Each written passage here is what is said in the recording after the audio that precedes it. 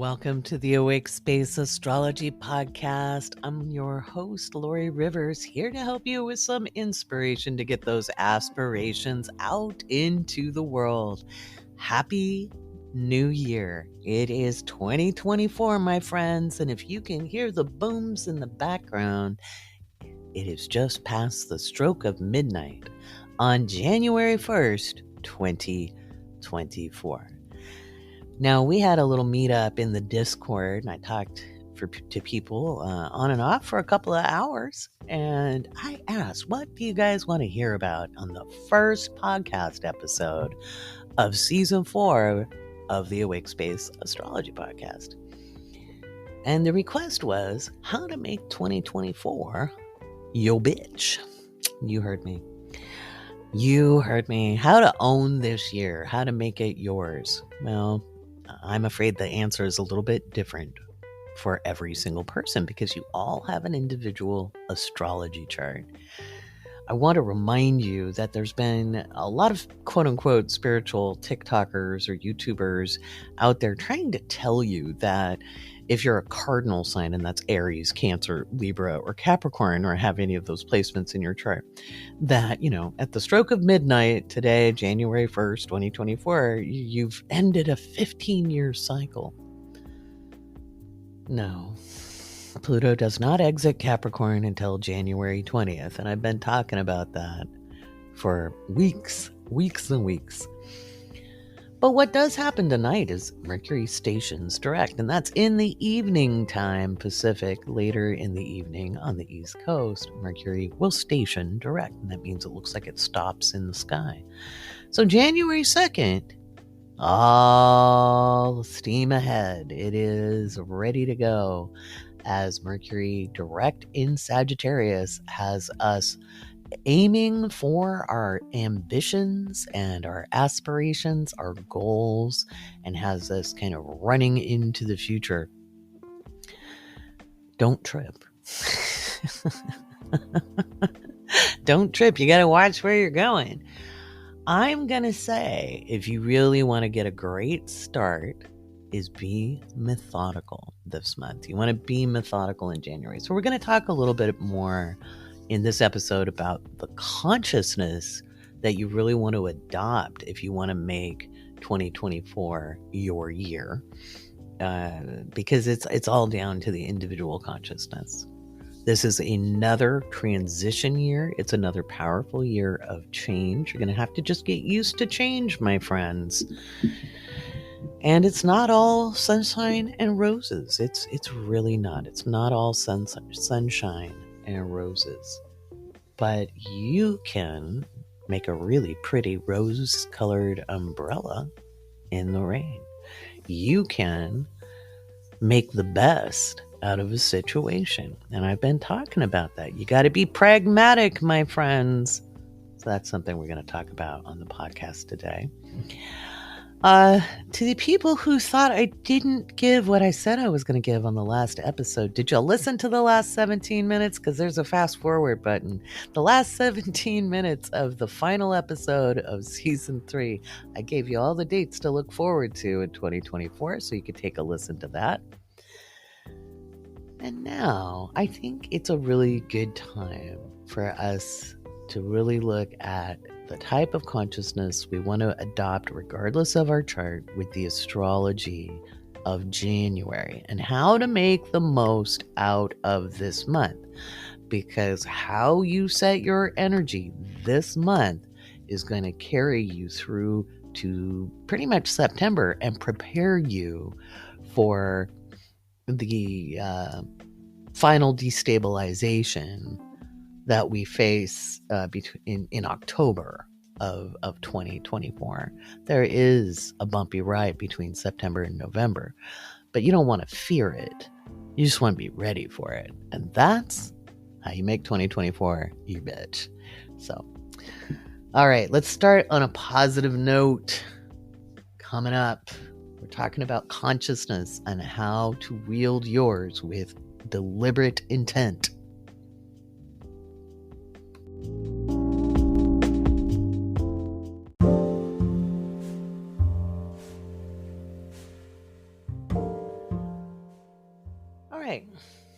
let's talk about your consciousness and how you can wield it with deliberate intent and what that actually means.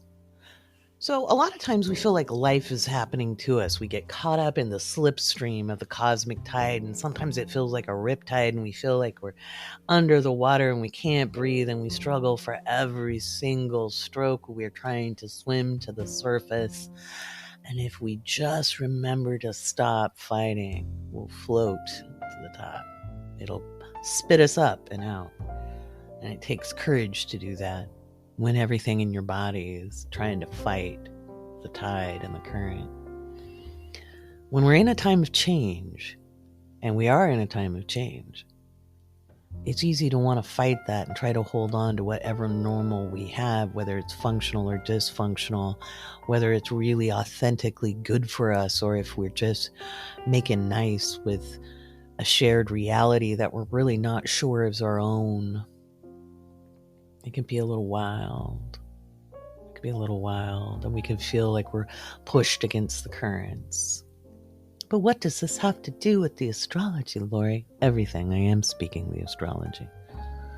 Doesn't do you any good if I talk about the transits and you don't know what the hell they mean. If I speak the astrologicalese and you don't know what the meaning of that is, it does you no good. I am telling you exactly what you need to know to make it through the next couple of weeks. And if you get it through the next couple of weeks, you can get through the rest of the year. And you can make it through in a powerful way. Remember, I'm a progressive evolutionary astrologer. And I say progressive, I added that to the evolutionary moniker because I felt that evolutionary astrology was stuck with some social cultural concepts that needed widening and broadening. I don't think that men have to act a certain way, and I don't think women have to act a certain way, or theys have to act a certain way in order to be valid. I don't think there's a right way or a wrong way to be. I think if you meet your obligations, you take care of your responsibilities, then whatever you do with your personal self, not harming anybody, because what you do, who you love, how you dress, doesn't harm a damn anybody. And by being distracted and disrupted by that, if other people are doing, that's a problem. That's a personal problem, to be honest. Our consciousness isn't about divine masculine or divine feminine. The divine has no gender. The divine is so far above that because the gender itself is a social cultural construct. Biology is another story, and there's many different representations of biological sex, and that's a scientific fact. And who we're attracted to has nothing to do with that, really. There might be some hormones involved, but they haven't been able to prove that one yet as far as what someone might say is orientation. And I always said if it was a choice, I wouldn't be a straight woman. It's not a choice, and so I am. My life would have been a lot easier, I think, if it wasn't. So, let's look at January. You can look at the disruption that's in the astrology. And there's some big disruption. We've got the new moon conjunct Pluto. And that is a powerful obsession. That is a big kaboom in some ways. It's a new form of disruption to society and culture. It is a undoing of society and cultural norms, political norms, power norms. It's dominance and control. That's January 11th, by the way. You can look at that with fear and trepidation, or you can say, I'm going to use that to blow through my blocks. I'm going to use that to put fear aside and step forward bravely, because bravery has nothing to do with the lack of fear. It's taking a step forward in the face of it. We all have an instinctual consciousness because we are animals, each one of us. is a mammal. And our amygdala, that part of our brain that induces fight and flight or freeze, is triggered by change and challenge. Learning how to recognize that in ourselves, it doesn't mean you don't react in fear or rage or freeze or fight. It means you catch yourself in the middle of it and you take a deep breath and you decide, which way am I going to go? Am I going to succumb to this, or I'm going to take a moment of pause, write out the feelings, give myself 60 seconds. It's 60 seconds to let the adrenaline wash through my body, the cortisol wash through my body, taking deep inhales and exhaling slowly to calm my system down so I can make a logical, rational decision instead of a knee-jerk reaction. And if more people did that, we'd be in a better space. Elevating your consciousness is not about perfection. It is about noticing the reaction and deciding to do something else. And we've got that new moon coming up on the 11th. And it's a powerful new moon. It's a great time to set intentions for our ambitions, to step into our authentic power, which is not dominance and control. It is just a very strong understanding of self. Why do you think billions of dollars are spent to make you feel inadequate? Why do you think you are never encouraged from childhood to follow your interests and your strengths and the skill sets that you are naturally equipped with? You're always taught to look for what needs improvement. You're taught to look at what's insufficient and faulty and damaged, instead of looking at what's whole and good and true and skilled within you. Think about that for a heartbeat. Why is there such a massive amount of money spent to get you to oppress yourself? Because you're a lot more powerful than you imagine. But power isn't dominance. It's not about strong arming. That's not power. That's authoritarianism. But it's not power. Real power is knowing that even if you're oppressed, that they can't get to you on the inside. That's real power. That you can guard your authentic self and hold yourself sacred, even if things look like they're all going to hell on the outside. It's a hard-won lesson. If you want to own 2024, the goal is to set up your January methodically. Okay, methodically. You don't have to be uber organized, as in, like, you don't have to have every second planned. But you do want to take a look at your biggest priorities. And I would pick 3 for 2024. 3 things that really matter to you. And you're going to build upon those systematically. And you're going to pay attention to what is working more than what is not working. If it's not working, turn your attention to what is working. Whatever it is. Because if you can put your energy into what is working, it will grow. Now, that could be something you think isn't important. But it might be the most important thing, and you'll find out later why. I don't care what stories you were told growing up about what makes someone successful or unsuccessful. I don't care that you studied X, Y, and Z. If that career is over, it's over. Put your energy into what is working. Maybe you're a gardener now. Maybe you're a baker. Maybe you are, I don't know, maybe you make the best tortillas. Whatever it is, put your energy into where things are working. If it's not working, slow down. Stop panicking. Stop freaking out and stop telling the story of why you never get ahead. Because as long as you're telling that story, you're never going to get ahead. And what does ahead look like anyway? Society is changing and will change forevermore in 2024, 2025, but especially the fall of 2024. Normal went away a long time ago and it wasn't very useful, but I've been saying for years,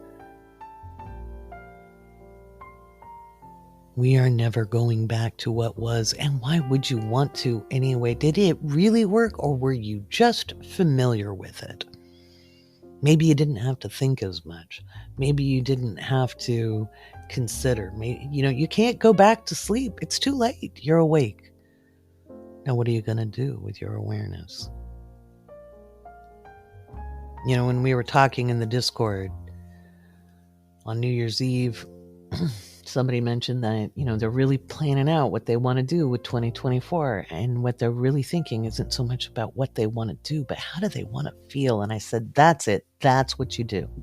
Right there. How do you want to feel in 2024? Because the world is going to look crazy. It already does. Do you think it's going to magically change tomorrow, January 2nd? Or January 3rd or January 4th? It's not going to magically change. Things are not going to suddenly get better. Because things have to come apart in order to be built anew. And the thing you need to focus on is building you step by step. So how do you wield your consciousness with deliberation? Well, paying attention to your reactions. And I hear it a lot. So-and-so knows I blow up when they do this. Really? So they have control over you because they push your buttons? If your buttons aren't out to push, there's no buttons to push. Now, it doesn't mean that person isn't abusive, but why are you giving them the power? Do you hear what I'm saying? You're not being blamed. I'm not blaming you. But I'm saying if you take away the button, it's hard to push. I've been there when I withdrew the buttons. Life became a very different game. We have to mind our own triggers. We have to mind our own buttons. You do that, then you're being deliberate with your consciousness. So, we have instinctual consciousness. We have transactional consciousness. That's our social consciousness. That's where we have our social niceties. We follow the rules, blah, blah, blah. And we all do it, and we all have to do it. Really, telling somebody Happy New Year's isn't that big of a deal. Saying thank you, saying please, the social niceties. We do them by rote. That's okay. But when we play the social roles to just get along, here, can I clear the table? I'll show you I'm a good woman. Right? Let's go have our little glass of wine in the kitchen while the boys watch the ball game. That's transactional. That's the social conditioning. What would happen if during the big game we just turned it to a Hallmark movie? Oh my God, the uproar, right? And just say, hey boys, why don't you go wash the dishes? Now I'm talking in extremes. Right? The horrors.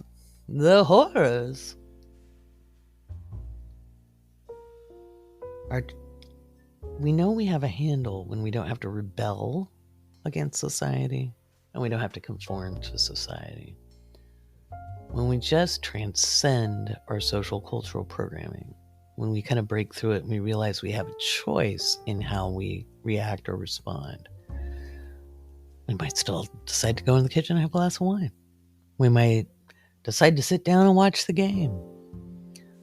We might not offer to help with the dishes, or we might offer, but it's not based on a have to. It's a deliberate decision, and that is a transcendent consciousness. Transcendence isn't above everybody else. It's just you've moved through the social cultural programming and you decide, do I want to do it? Do I not want to do it? How do I want to do it? How do I want to be? How do I want to feel? And you make that step and you choose. Almost all of the spiritual practices that insist on a paragon of virtue out of people, or have you afraid to do it wrong, or afraid that there's some kind of punishment for not getting it right, they're just oppressive. What if you can't get life wrong? Like, even if you're playing into the social cultural roles and you wake up one day and you decide you don't want to, don't beat yourself up for having done it. Everybody was programmed to. Just part of an experience. Okay? If you want to own 2024, start liberating yourself from your social cultural conditioning, because that's Pluto in Aquarius. It can be equally oppressive into forced conformity. And at 0 degrees, we have this opportunity to go be wildly liberated. And I think we're going to lean more that direction than we do forced conformity. I certainly hope so. I'm seeing whiffs of either one. And remember, Pluto doesn't enter Aquarius until January 20th, right after the sun. But you probably feel the urge to liberate yourself in some way from your fear, from your doubt, how you hold yourself back, how you think about yourself, how you feel about yourself. False humility. Oh, that's a big one. Well, I don't want to look egotistical. We need our egos. And what do they mean by egotistical? When you know you're good at something, that's confidence. That's not ego. Now, needing everybody to love you, that's ego. Being afraid that people will judge you, that's ego. Being afraid to look stupid in public, that's ego. But knowing you're good at something, no, that's confidence. That's when you're in your power. You want to make 2024 your bitch? You stop worrying about what everybody else thinks. You want to make 2024 your bitch? Then liberate yourself from the thoughts that hold you back. You want to make this year your year? Stop being afraid every time you hear some metaphysical information and ask yourself, is that true for me? Just trust your own intuition. And intuition is never anxiety. It's not. If you get a gut feeling, that is your instinct. Intuition is quiet, or it's like a lightning bolt or an epiphany. But intuition never produces anxiety. Never. All right. That's my lecture for you for this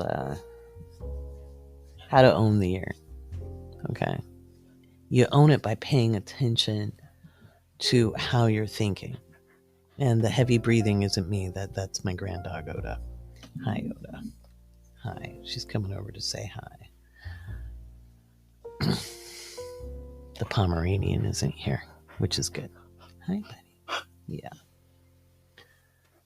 So, all right. Let's talk about January and what you can expect. And before you freak out, take a deep breath and understand that your mindset is what what gets us through. It really is. It's what gets us through. And we've got some really, really good stuff right now.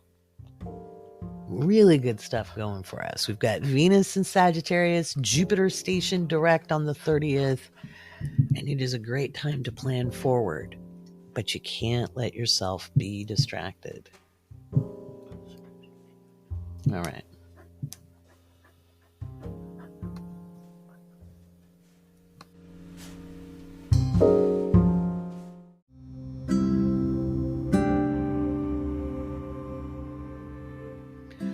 Okay, I'm going to give you a chance to practice what we talked about.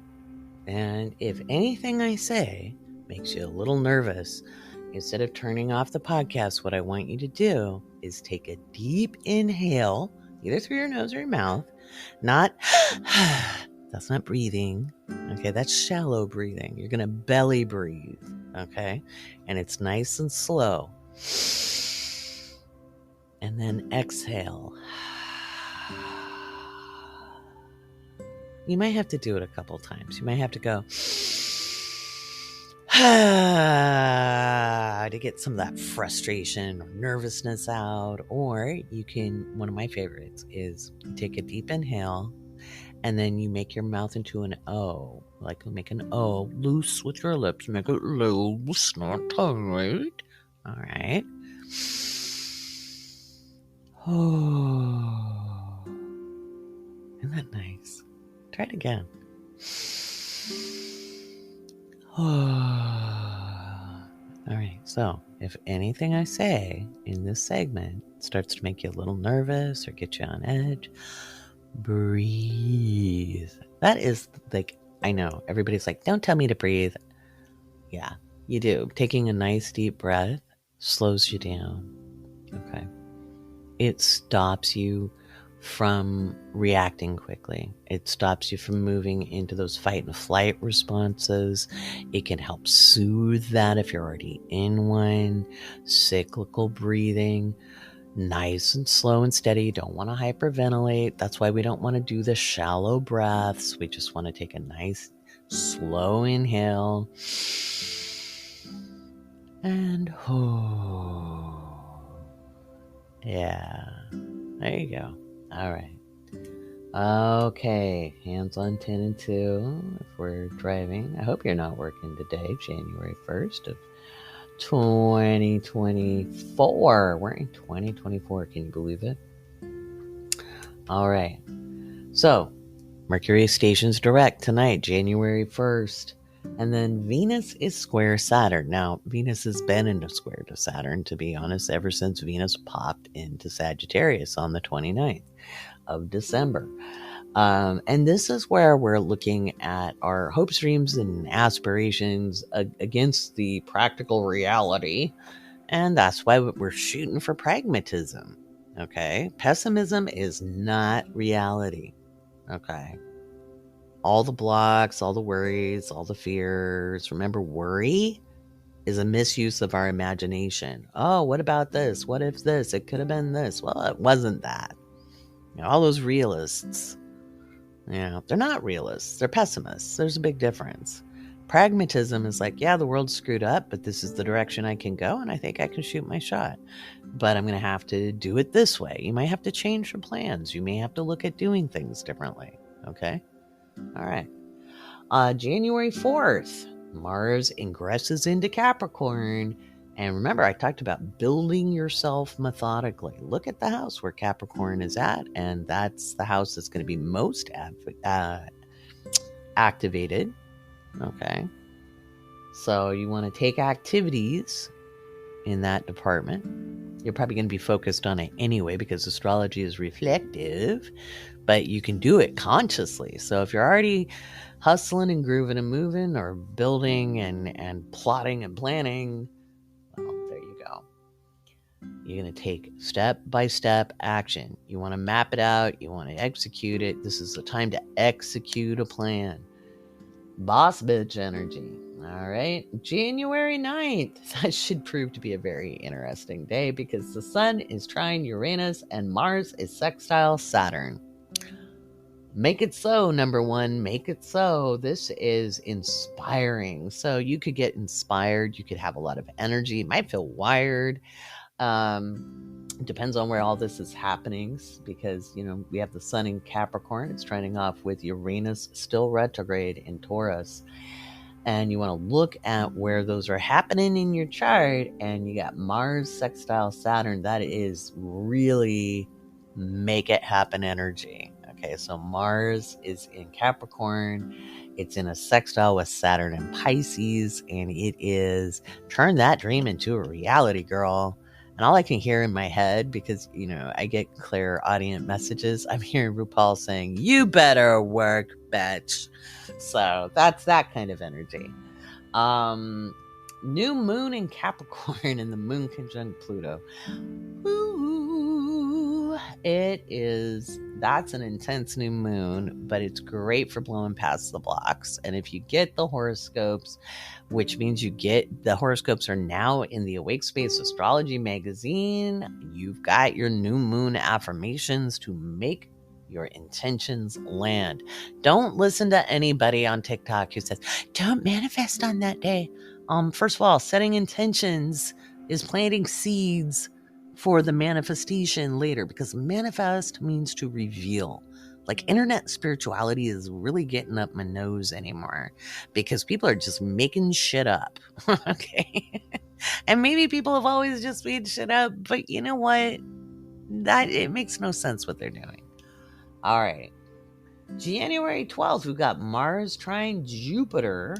So we're looking at some real zigs and zags and having things work out in some pretty miraculous ways. And the picture coming up in my head is like a vase tipping over, like a really expensive vase tipping off of like a counter, and your reflexes are just right there and you catch it. You're in the right place at the right time and the right thing happens. Use it.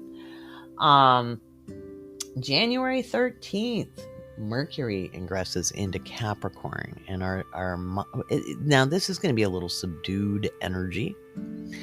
We're going to be thinking very practically. You can see people just really getting down to brass tacks, and looking at getting organized. You probably hear a lot about that. We may hear people wanting to be entrepreneurial. Then January 20th, the sun is conjunct Pluto, because the sun ingresses into Aquarius, and then Pluto ingresses into Aquarius, and, well, there we go. So the sun moves into Aquarius, and then Pluto joins it, and it's a wild ride. They won't be exact, because the sun moves into Aquarius first, and obviously Pluto moves slowly, but they're close enough. That's going to be an intense day out in the world. We'll probably see some very historic events on January 20th. Okay, don't be surprised if there's seismic activity or volcanic activity or some big politics. We'll talk about that ahead of time.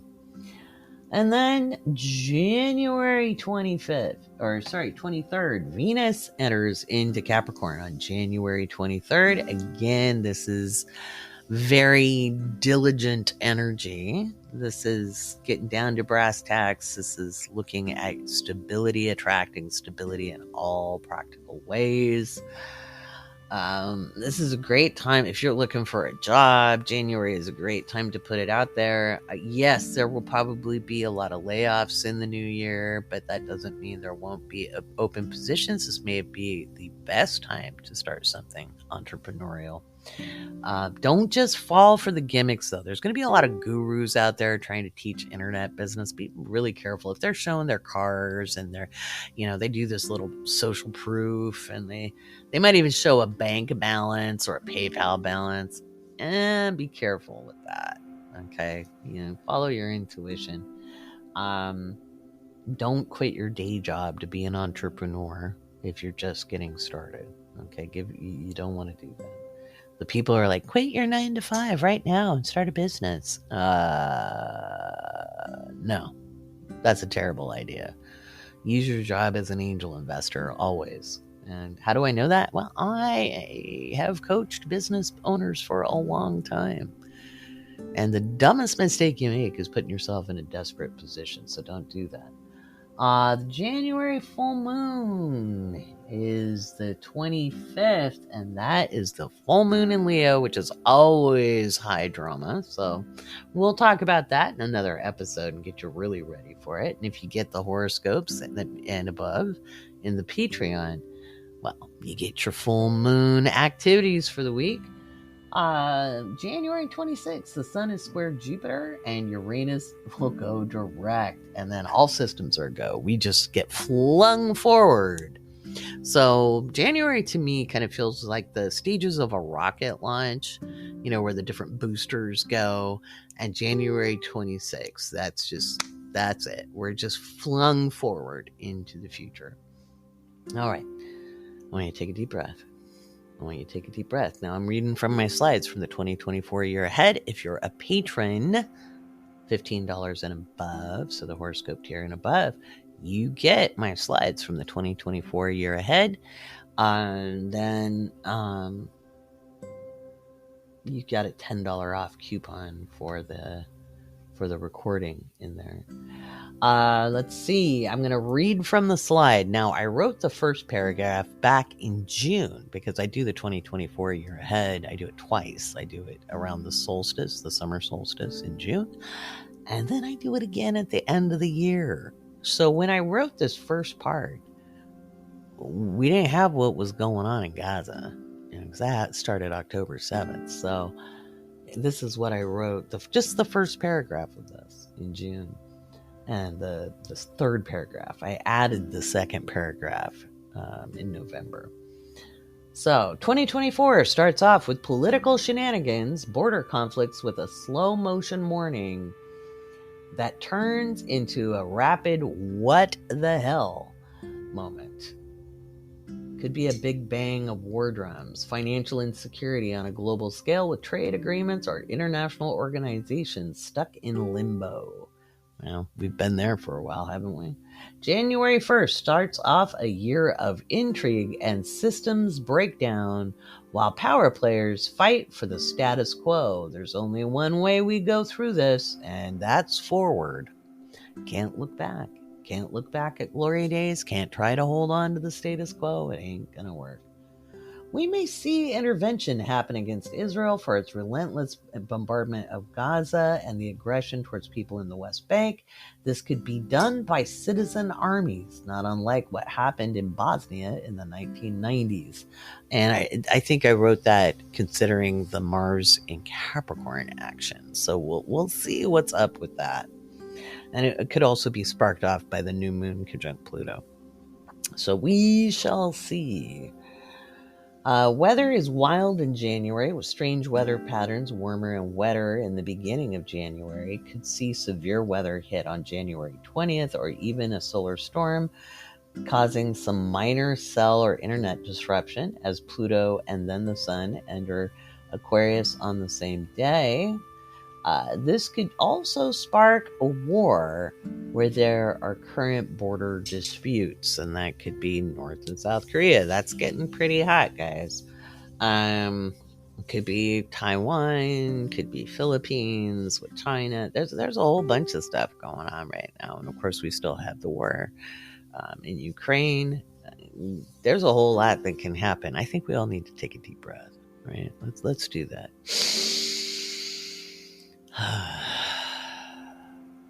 What can you do in the face of all this when you're watching things that are out of your control? Well, you can do what is in your control. Okay, you want to still pepper the Democrat Party and your representatives from all parties. Keep doing it, even if they say we don't care, we don't listen, we're throwing out your emails, blah blah blah. Keep putting the pressure on, because the power is with the people. And if you fall for the lie that you don't have power because they're not doing what you want the minute you say it, then they win. That's how they oppress you. It is a long-term sustained action. And remember, we got 20 years of Pluto in Capricorn, or Pluto in Aquarius. Okay? And we're not really all the way there yet. All right. This is just a precursor of the main energy. We're greasing the tracks, okay? We're priming the pump, but we're not there yet. So January is just kind of crazy. Now we could see the wetter and warmer means like the temperatures aren't dipping quite as low as they normally do. Doesn't mean there isn't cold winter weather. East Coast could get some cold weather snapping pretty quick in the new year. West Coast is probably wetter and just slightly warmer than normal for this time of year. We're certainly seeing that in Southern California. And we're probably going to continue to see some of those big tides, especially the full moon in Leo. Full moon in Leo will probably see some big tides as well. Kind of happens in El Nino years. I used to live really close to the water when I lived up in Washington State. And one particular El Nino year, man, we had a really big storm during a king tide in January, and it moved the beach 6 inches. That's a significant change to the geography. So deep breaths. We are in a year of transition before a big year of change in 2025. Don't worry about 2025 yet. I'll have you ready for it, I promise. But let's take another deep breath together.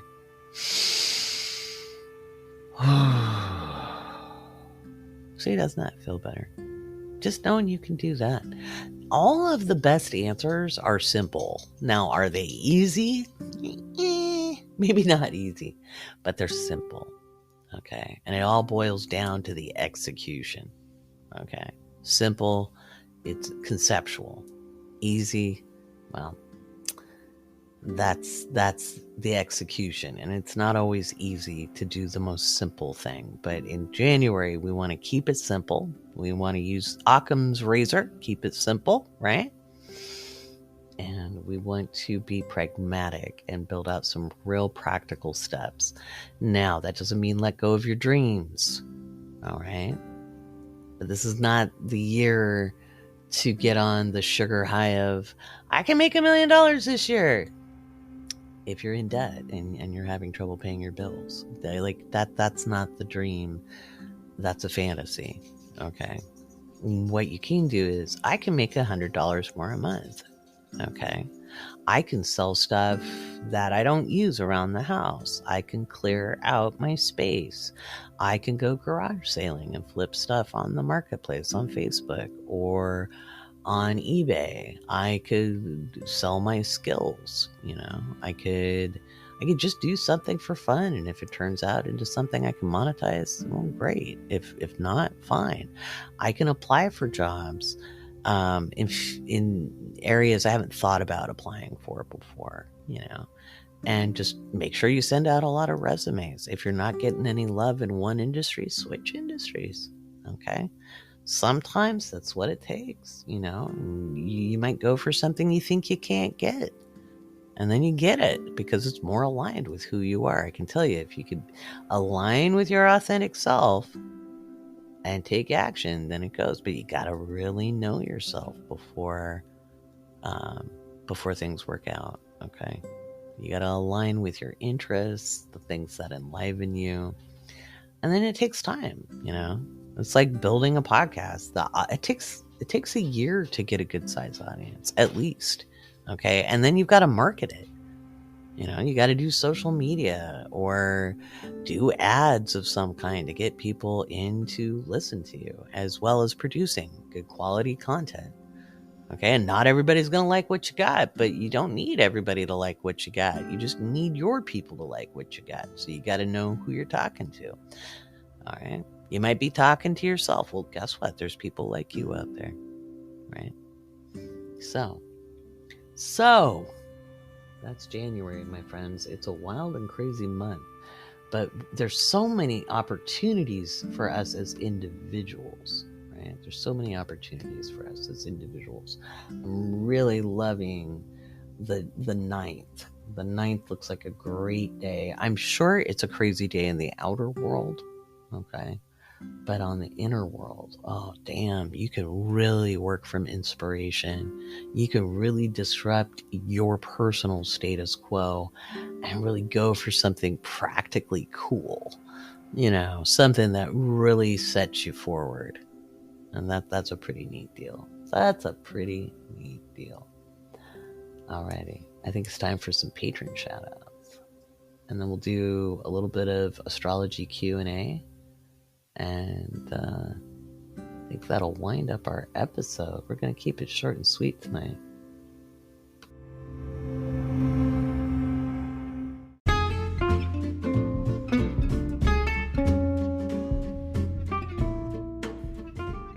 All right, you heard the music.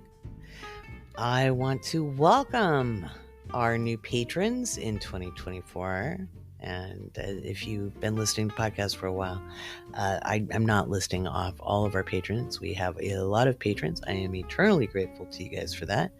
The people I am thanking today are the newest ones. We've got Ryan, Polyglot, Therese, or Teresa, Joni, Raquel, Steph, Alexandra, Elizabeth, Zulma, Ashley, Kim, Anita, Lindsay, Jessica, Dora, Denise, Myra, California, Roberta, Andy, Jamie, Johanna, and Stephanie. I look forward to seeing more of you in the new year. Remember, when you sign up for the year, you save 11%. When you sign up for the whole year, there's some savings. Speaking of patron savings, I love to give discounts. We have classes coming up. January 21st is the beginning of intermediate astrology. And let's see, what else? Oh, and astrology 301, planetary transits. Now, this is a more advanced form of studying transits, and it really benefits you if you studied intermediate astrology with me already. But if you've been reading for a while and you just want to get a better handle on transit, that class is up. Patrons will get their special discount. Now, I did a juicy 50% off code that was good until January 1st. That is in the Patreon. I'm not extending that. But there'll be still a good sized discount, I promise, even though the 50% is over. But that was a special deal. Jennifer is going to be teaching natal chart foundations. We're calling her Professor JJ Russell. Jennifer will be teaching natal chart foundations, my curriculum. I have certified her to teach that. She is an amazing instructor, and I look forward to seeing her in action, getting everybody geared up with their natal charts. So if you've been wanting a deep dive into your own natal chart, so that all those squiggles and lines make a heck of a lot more sense and you have a much clearer understanding of yourself and your astrology chart, you want to make sure you're signing up for that. Again, patrons will get their juicy discount. It's not 50% anymore after January 1st. So if you've been thinking of signing up, today is the last day to get that 50% off. But there's also payment plans and all sorts of stuff available, and I'll get the new codes out this week as well for the special savings for patrons. Always special savings for patrons. Try to make it as accessible as possible. Why? Because I remember how hard I saved and scrimped to take workshops to further my astrological education. And astrology has never been a self-study endeavor. Astrologers have always worked with mentors and teachers. That is part of the field of study that it is. So if you want to accelerate your understanding, get into a class. So, alrighty, that's our patron shout-outs. I'm going to do some Q&A from patron submitted questions. We're down under 20. Patrons, get those questions in. And because I like to answer them. You guys ask great questions.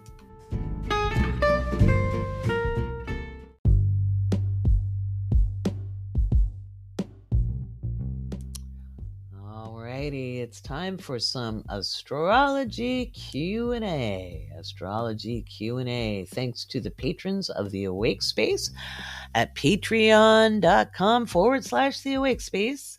Patrons can ask me questions by filling out the Googly form. All right. We've got a link to the Googly form, and you can ask me questions. We're running low. Get those questions in, guys. So Danny asks, when there is a transit moving through an intercepted sign, how is the energy of this transit impacted? It's actually not the transit that's impacted, Danny. It is the transit is impacting the intercepted sign. In fact, that interception gets opened or unlocked by the transiting planet. Okay. So a lot of times the way we look at intercepted signs is it's a part of you that wasn't necessarily supported in your growing up years, either due to social cultural issues or financial matters, or maybe it wasn't like your family didn't want to support that, it's just they couldn't. There's lots of reasons for it. It depends on what's going on. So if you've got a transit happening, it unlocks that, and you can access your hidden superpowers. Oh, yes. If you want to know more about that, there is a video explaining intercepted signs and houses up on YouTube. And patrons, that's easily accessed, every single crunch report, okay? Because I link all of that in there. But I'll put a link to the YouTube playlist here in the show notes. But yeah, it activates the intercepted house. So think of it as like your intercepted house or your intercepted sign. Either way, it activates it. It opens it up. It unlocks the door. The buried treasure is secured. All right. There you go. Great question. Keep those questions coming, my friends. Those are great. All right. Let's see what's the next one. Lisette asks, what would the themes of living on your Neptune line as opposed to just visiting? I don't know. I couldn't live on my Neptune line.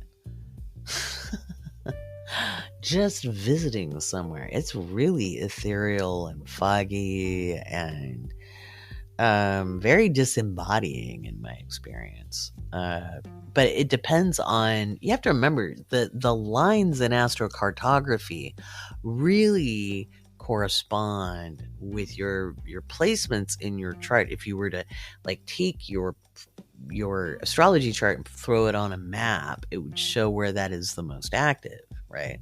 Sorry, it depends on where Neptune is in your chart, right? For me, it's first house. And it took me forever to be embodied, right? I was very disembodied for a lot of my life until I was in, maybe my early 40s. I finally managed to anchor myself all the way down to my toes. It took concerted effort and practice. So being on my Neptune line, I'm not that fond of it because I have a very active Neptune in my chart. If your Neptune isn't as active, then it could be very inspiring. It just... Visiting, you get a whiff of it. Living with it it's constant. It's just part of your daily life. So for me, I can be on my Neptune line, for about 2 weeks max before I'm like, whoa, I got to get out of here. I'm just gonna float off the planet. So it's up to you. And it depends on what sign your Neptune is in. If you got Neptune in Capricorn, it could be a very different experience. You could feel spiritually grounded there. Okay. So it depends on the aspects that are made to Neptune in your chart from your other placements. So it just depends on the individual. So remember, astrocartography is just your chart kind of laid out geographically. Very smart of Jim Lewis to come up with that. If you really want to know more about astrocartography, look up Jim Lewis.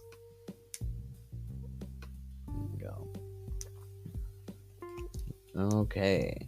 David, I am a Virgo rising and find myself often reading horoscopes for Libra. Yes, Libra risings rather than Virgo risings, since my transits seem to align more with Libra. Yes. If my transits so often align with the next rising sign, why do I have the characteristics of a Virgo? Is it simply that my transits occur a bit later than other Virgo risings, or is there more to it? What's your advice, if any, on individuals with late degree placements? You mentioned in a reading sometime back that your daughter and you share the same rising sign degree. I thought you'd have some good insight on this, particularly for Virgos. Actually, I got it for all signs. Okay. Horoscopes are written in general.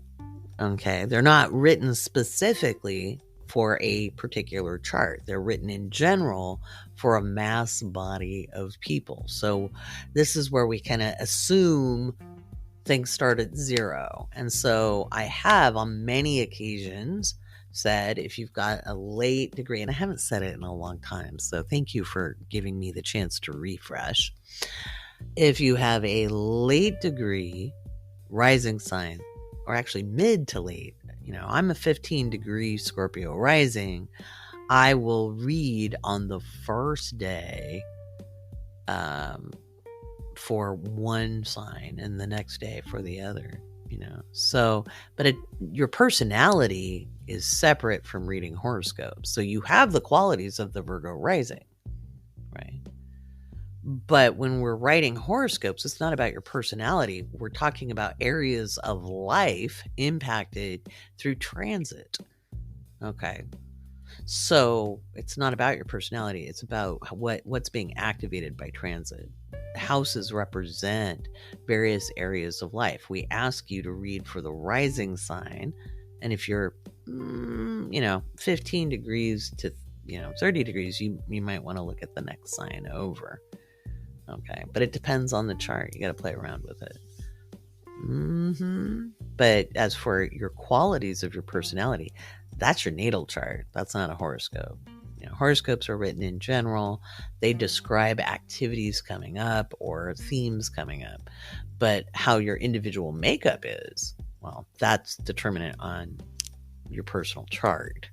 Does that make sense? I hope that makes sense. I hope I explained that in a way that makes sense. I feel like I did, but maybe I didn't. Let me know in the comments in Patreon. Alrighty. But yeah, I know it gets confusing. It takes a minute to get it. But that was a really good question. Thank you for giving me the opportunity to explain that again. Kendra, are signs that share ruling planets two sides of the same coin, similar to opposing signs? If it's different, how? Oh, damn, Kendra. Good question. So kind of like Virgo and Gemini. We'll just stick with Virgo and Gemini, right? So, I don't know that they're two sides of the same coin, like an opposition. Kind of.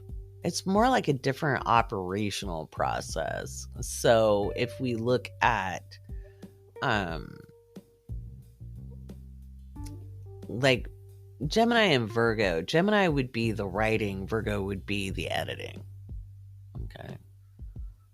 Whereas with Gemini and Sagittarius, you look at Gemini as the learning, Sag is the teaching. Or Gemini is the curiosity and Sag is the vision, if that makes sense. Whereas again, you've got thoughts and revision and refinement. So that would be that way. When we look at Saturn, like Saturn in Capricorn is authority through a singular ruler, whereas Saturn in Aquarius is the rule of the people, right? Saturn in Capricorn is authority through tradition, and Saturn in Aquarius is authority through innovation, right? It's still authority, but different qualities, right? I hope that helps. So it's a little different, not quite the same. Nuance. Great question, though. That was a great question. Loving that. Alrighty. Lissa. Hi, Laurie. I recently noticed that most astrologers will say to pertain the info they give to both the sun and rising sign, sometimes moon depending. Example, I'm a Virgo rising and an Aquarius sun, so I would need to listen, read both interpretations or instructional materials for both signs. No. I don't see why other people are saying that. I don't say that. I don't know who these people are. Who are you listening to? Who are these people? I very specifically, very specifically will outline what you're reading for. So it's rising sign horoscopes. Okay, I do not write sun sign horoscopes. Those are written in a very different way. And the reason those became popular is people didn't know what time they were born. None of my learning materials that you get as a patron tell you to read for your sun unless it's describing the sun. The sun is your energy levels. It's not your personality. It's not your ego. I don't care what anybody says. It's your energy levels. Okay, period. It's your vitality. It's your essential animating force. Okay. Rising sign sets the houses, which are areas of life. Okay. And how you relate to them. So, yeah, I don't know why. Not everybody who says they're an astrologer is an actual astrologer. So,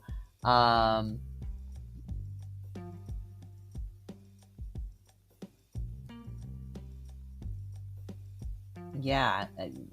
So, say pertain the info they give to both the sun and rising sign. So I'm wondering if you're talking about like TikToks, because I'm like trying to figure out what you're talking about. So if they say all personal placements, then when I say all personal placements on a TikTok, one, I have limited time on TikTok. Two,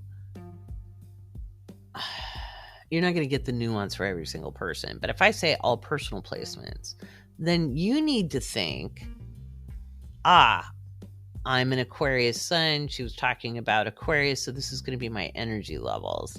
The moon, it's going to be my instinctual nature, my day-to-day. My emotional self will be activated, okay? An emotional self, that's instinctual self. It's not just like when we say emotional, everybody thinks you're getting emotional. That's not necessarily it. It just could be things are up and you're sensing and feeling more. That's it. Feelings are not a bad thing. They just are. Or you could be more intellectually curious if you have an air sign moon, right? If we're talking about Aquarius. If it's your Mercury is going to be activated.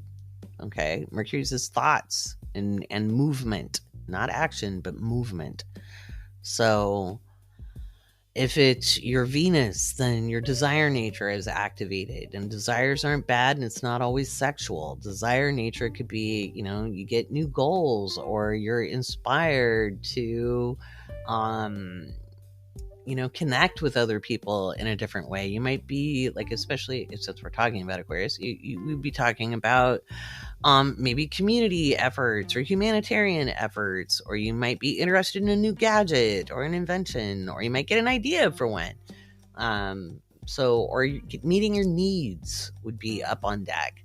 And if it's your Mars, it's about taking action, right? So, and that action could be innovative, disruptive, whatever. You need to think of the quality of the planet, and the sign will describe what's going on with that. I hope that made sense. That's a really good question, though. It was a good question. But I think that's what you meant. Let me know in Patreon and comment in, below the post to let me know if I got it. All right, let's see. Oops. Gotta hit the right thing. All right. Let's see here.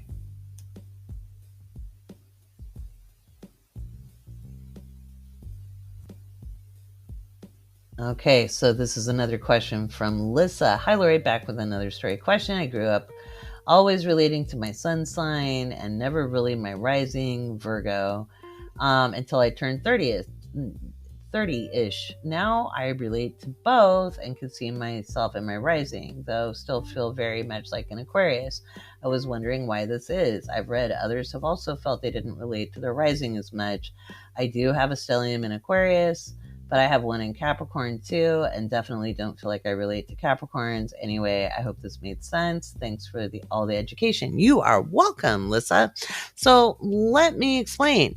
Astrology isn't about whether you resonate with something or not. And I will argue most people don't know themselves well enough to resonate or not resonate. They don't understand enough about astrology to resonate or not resonate. So your sun is your energy levels. Now, the fact that you have other placements therein, and I'm guessing due to the age, I'm assuming you've got at least Uranus and Neptune in there somewhere. Okay, maybe if you're 30-ish, over the last couple of years, you might have Neptune and Uranus in Capricorn, but which is not a stellium, that's a conjunction. But most people don't know themselves. Your rising sign represents your physical appearance, period. Your first house is your sense of identity and how you view yourself. Okay, sun is not your ego. Okay, sun is not your ego at all. Okay. But it depends. You might have Mercury conjunct, and it depends on what else is going on in there. So it's not about resonating. And you have to synthesize the whole of the chart. That's why we teach, like the classes we teach, right? We've got natal chart foundations coming up January 28th. But most people, when they're like, well, I don't resonate with that. And I'm like, well, how much have you actually studied it? Like, did you read a couple of horoscopes? Did you watch some TikTok videos or a YouTube video or two? Or read a book? You know, even if it's like a decent astrology book, it could be that it was described in a manner that doesn't really resonate or make sense. So again, if you read through the Astrology Guide, Volume 1, Issue 1, I do a lot of explanations about the planets, the signs, and the houses in there. And it's a beginning space to really start to synthesize. So one of the reasons people don't resonate is they don't have all the information necessary, you know, especially the way with people vilify signs, you know, like people say, oh, Virgos are nitpicky and Virgos are this. No, Virgos are highly perceptive. And not all of them are neat freaks. And not all of them are, you know, tear you apart with the details. Some are, some aren't. Not every Aquarius is quirky. They could be just hyper focused, you know, or not every Leo is gregarious and outgoing. Not every Cancer is a good mom. Not every Capricorn is into business, you know. So we have these stereotypes that are very binary in good and bad and over idealized, you know, between this is masculine and this is feminine, nothing in between. And so, of course, it's going to be hard to relate to. You know, that's why I've worked so hard on giving a different perspective when it comes to interpreting the chart to give a wider berth of language, still locked into the themes of the sign, but understanding there's a conscious expression that happens within a spectrum. I hope that helps. I hope that answered your question. And if not, you can ask me in the Discord, just tag me, or you can mention it, you know, just ask for clarification in the Patreon post for the podcast. I'd love to hear more from you on that. Thank you for the question. Alrighty, let's see, where are we at? Okay. See, maybe there's one more, you guys. Questions, it's like eating peanuts. There's always one more, right? So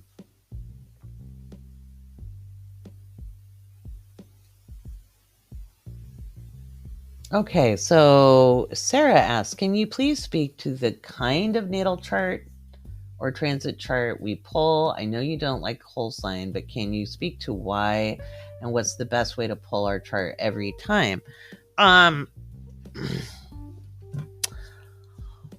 Well, again, I prefer Placidus house systems, and I prefer Placidus because back when I was a student, my teacher had me study 14 different house systems. There's a lot of house systems.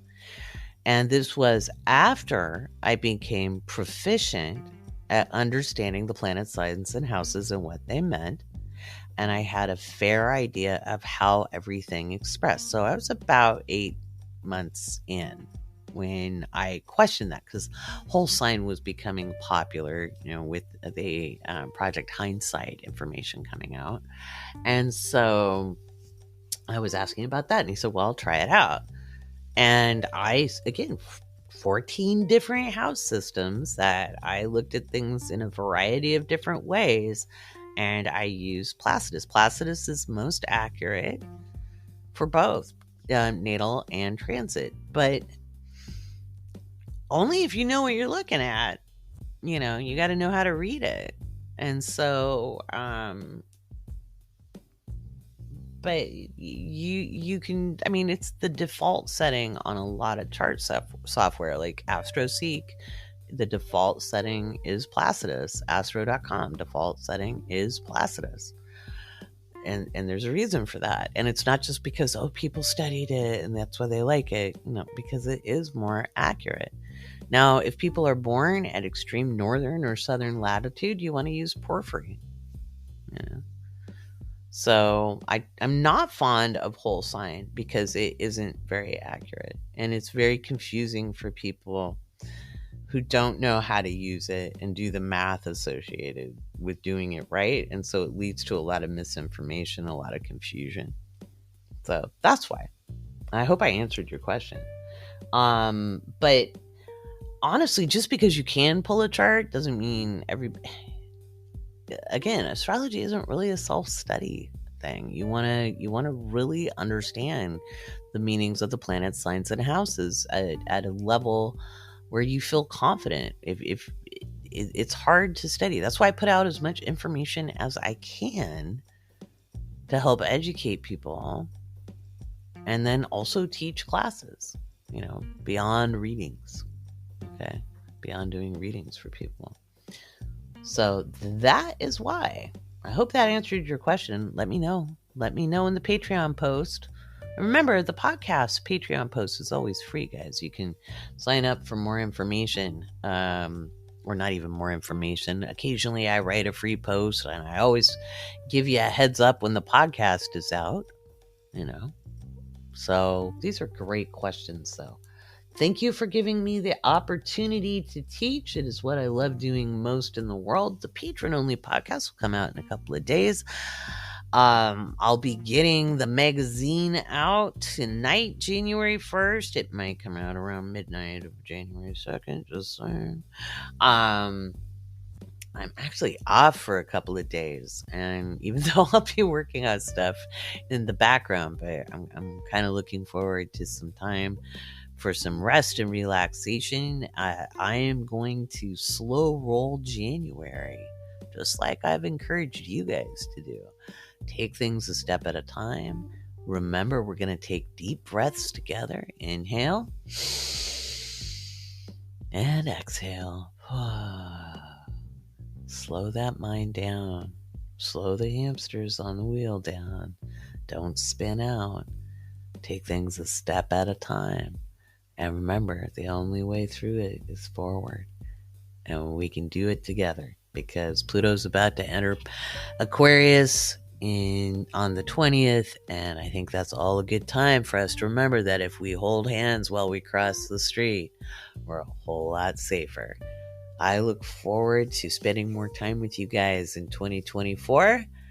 I look forward to everybody who signed up for the classes. That's going to be great. And, well, let's get ready for some adventures. And remember, you can always slow it down in the moment by taking a nice, deep breath. It's one of the simplest things you can do to be kind to yourself. I'm Laurie Rivers. I want to thank you for listening. Happy New Year. May you have a prosperous and blessed 2024.